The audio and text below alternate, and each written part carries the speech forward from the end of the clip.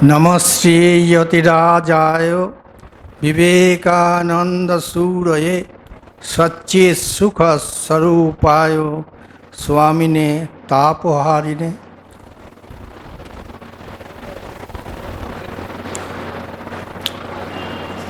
Seated on the dais our most revered President Maharaj, Srimad Swami Gautamaanandaji Maharaj. Also, my colleague and formerly the President of Advaita Ashrama, Swami Bodhasaranandaji, Swami Muktidanandaji, and the present incumbent, Swami Suddhidanandaji. Amongst the audience, I find very illustrious people like Justice Pinaki Ghosh, ex-Lokpal of India, and also the sitting judge of Kolkata High Court, our friend Mr. Justice Vishwajit Basu. And of course, other dignitaries are there sitting amongst the audience and our very revered Vice President Maharaj, Swami Bhajananandaji Maharaj.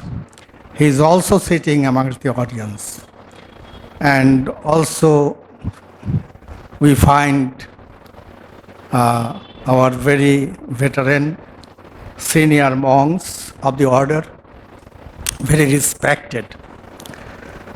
Our brothers, respected Matajis, and certainly the most important factor or the aspect of the gathering today are the devotees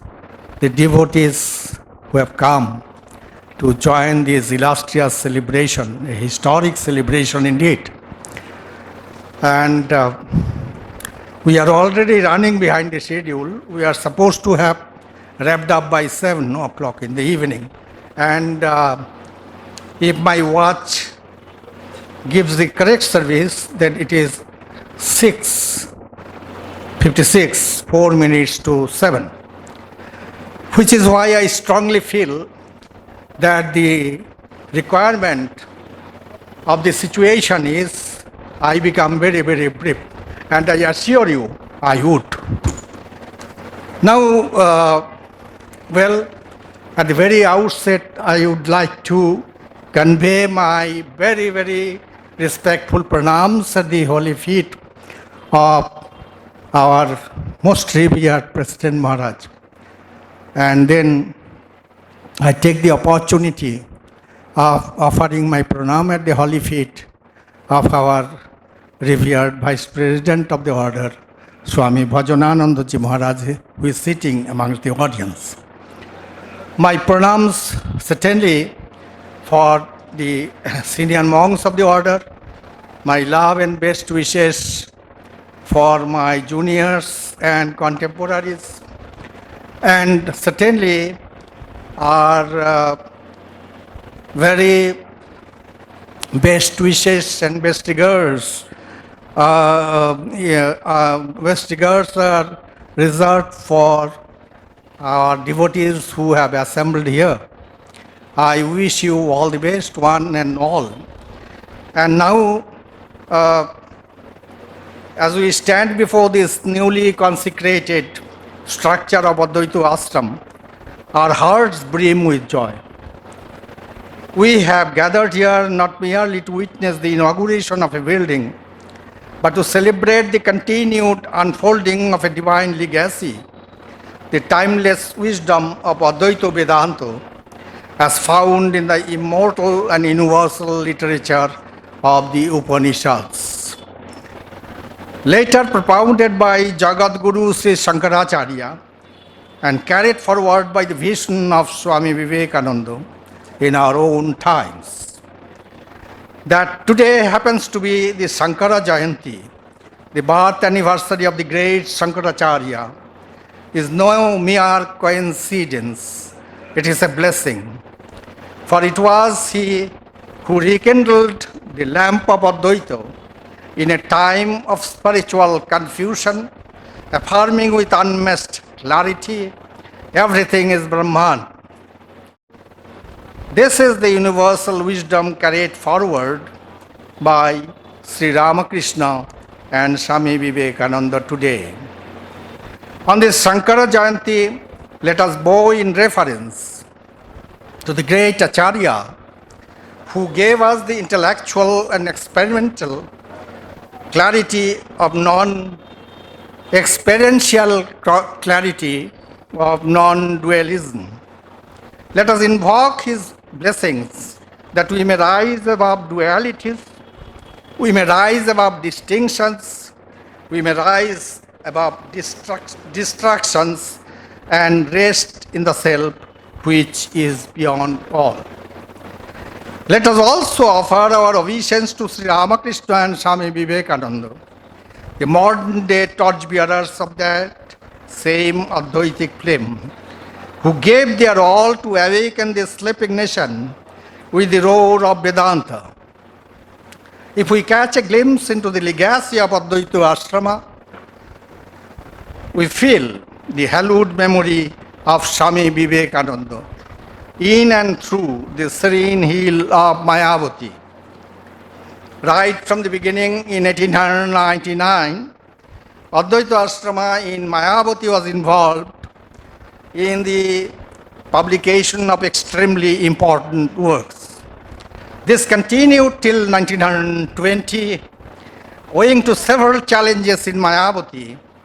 In 1920, the publication work was shifted to Kolkata. Between 1920 and 1961, Advaita Ashrama changed 3 locations in Kolkata, as already been told by Swami Suviranandaji, the Advaita of Advaita Ashrama. And today, in 2025, Advaita Ashrama is touching its new milestone with the inauguration of this building in 36 Anandapali Road. Swami Vivekananda was very particular that this ashrama should remain a center focused solely on the pursuit of the highest truth. No idol worship, no rituals, only deep meditation, intense study of Vedantic scriptures, and the silent transformation of the self. Swamiji said, I quote, "On the heights of the Himalayas, I have a place where I am determined nothing shall enter except pure truth," unquote. He had categorically stated that this ashrama is dedicated to Advaita and Advaita alone. This makes Advaita Ashrama the most unique center of the Ramakrishna order. And over the decades, this sacred place has quietly shaped the lives of countless seekers. Through its monastic disciples, through its monastic discipline, its atmosphere of silence and contemplation, and its priceless publications, Advaita Ashrama has become a lighthouse for spiritual aspirants around the world. Vivekananda wanted to make Mayavati a unique home of Advaita vision of one universal consciousness, a practical life of service and contemplation based on this vision. In California, he spoke about this Himalayan retreat, which is mentioned in page 140 of the 8th volume of Complete Verse. I quote, "In Calcutta, I have all these images and temples in the name of God and the Vedas, of the Bible and Christ and Buddha. Let it be tried. But in the heights of the Himalayas, I have a place where I am determined nothing shall enter except pure truth. There I want to work out this idea about which I have spoken to you today, spoken about the teachings of Advaita Vedanta. There are an Englishman and an Englishwoman in charge of the place. The purpose is to train the seekers of truth and to bring up children without fear and without superstition. They shall not hear about Christ and Buddha and Shiva and Vishnu. None of this. They shall learn from the start to stand up on their own feet. They shall learn from their childhood that God is the Spirit and should be worshipped in spirit and in truth. Everyone must be looked upon as spirit, and that is the idol. Unquote. Vivekananda wanted Mayavati to be unique, a meeting point of the East and the West. The West gave freedom to society and produced social stalwarts. The East gave liberty to religion and produced spiritual stalwarts. What Vivekananda wanted is a combination of spiritual individualism of the East and the social individualism of the West. Advaita must become practical, he said. He wanted from his followers the highest spiritual attainment along with the dynamism of service to human being. The head of Shankara with the heart of Buddha, the Ramakrishna order respects any and every action that releases the divine power and the godly qualities in human beings, be it in formy earth or in a friar's cloister. It is this aspect which Nivedita found as the crowning glory of the religion of Vivekananda. The Mayavati monks ring no bell, offer no ritual worship, and yet no thoughts against rituals ever rise in their mind. Once a fortnight, they sing the Ramanama, the holy name with which Shiva manifests his transcendent Shivahood. In a quiet library room hang pictures of Christ, Buddha, Madonna, and Ramakrishna Vivekananda. No flowers are offered before them, and no hands are raised in salutations. Yet even the most casual visitor feels a sense of holiness and inner bliss as soon as he enters the silent compound.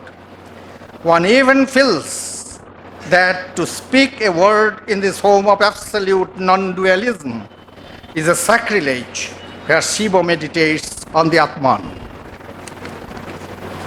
In small wooden cells, the monks of Mayavati study, meditate, write, or work. When meditations are over, one goes to the wheat field or the cowshed, and the others go to the hospital or to the vegetable garden, or for editorial work for that matter. Spiritual struggles and aspirations are broad-based. The haunting thought of Jivan Mukti, liberation in this very life, speaks volumes in the profound Mayavati silence to any genuine seeker. Yet the monks do not live only on cogitations of principles like Brahman alone is real, the world is illusory. Brahma Satyam Jagan Mithya. They are taught to turn round to their own self in everything and to know how the infinite divinity in man is trying to manifest itself through the thousands of human activities. Today, we inaugurate this new building, not as an expansion of infrastructure alone, but as a renewal of purpose. May this structure become a dynamic space, housing not only books and meetings, but silence and contemplation, and the fearless pursuit of truth. Let it be a sanctuary for all those weary of restlessness, or for all those who yearn to know who they truly are. Let its walls echo with the silent mantra, Aham Brahmasmi, I am Brahman. And let us never forget, buildings come and go, but the spirit that animates them must remain ever alive. This is not merely a center for teaching, it must be a beacon for being. Before I wrap up, let me say that this ashrama is not just a monument of the past, it is a mission. It is a mission for the present and the future. Let it not merely stand in brick and mortar, but come alive in the hearts of each of us through purity, sincerity, and the relentless quest for truth. May this new building of Advaita Ashram become a sanctum of awakening, a refuge for the soul, and a hub for the spread of the Upanishadic vision of oneness. Sarvam Khalvidam Brahma. All this is verily Brahman. In fine, I would like to take the privilege of the opportunity of again offering my pranams, devoted pranams at the holy lotus feet of our most revered President Maharaj. My pranams to the seniors, especially Swami Suviranandaji Maharaj, who is one of the last year's vice presidents of our order. And then my best wishes for our brother monks and brahmacharyans, best regards for the devotees who are here. With these few words, I would like to conclude with a prayer from the Brihadaranyaka Upanishad. Asato ma sadgamaya, tamaso ma jyotir gamaya, mrittor ma amritam gamaya. Lead us from the unreal to real. Lead us from darkness to light. Lead us from death to immortality. Om Shanti, Shanti, and Shanti. And before I leave, I must say a word of compliment, very warm word of congratulations to Suviranandaji and his monastic team. And also, I would like to thank Swami Suviranandaji for having remembered me for this excellent occasion. Thank you so very much.